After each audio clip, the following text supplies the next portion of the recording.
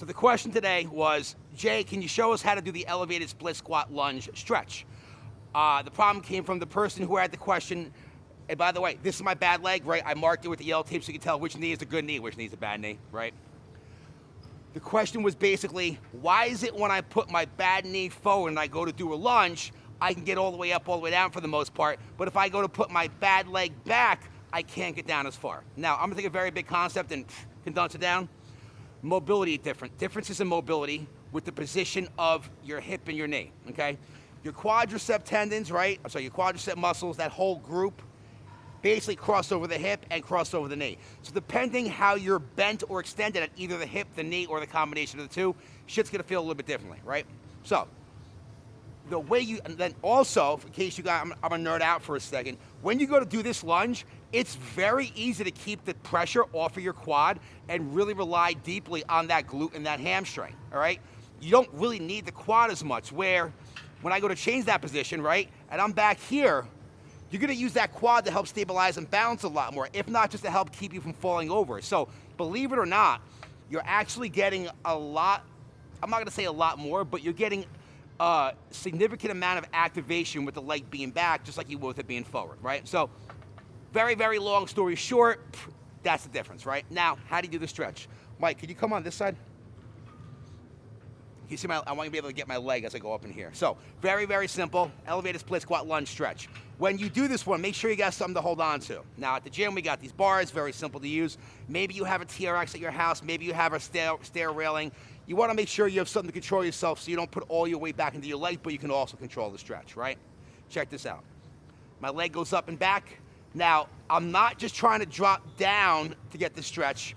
What I'm going to try to do is one of two things. One, I'm going to drop down, trying to get my knee down to the ground, which is cool, but a different stretch is trying to sit your hip back to heel. I'm a little tight today. I'm actually very tight today. But there is a difference between trying to sit that hip back to that heel and getting the stretch there versus if I go to drop down, I can get a lot more into it. And the difference is the way the knee is being used, right? Like, when I'm here, a lot more of the stretch is coming from the knee moving, where when I'm going down, a lot more of the stretch is coming from the hip moving. So that's the reason why, you know, sitting the heel back to the hip is a more significant stretch than it is from the actual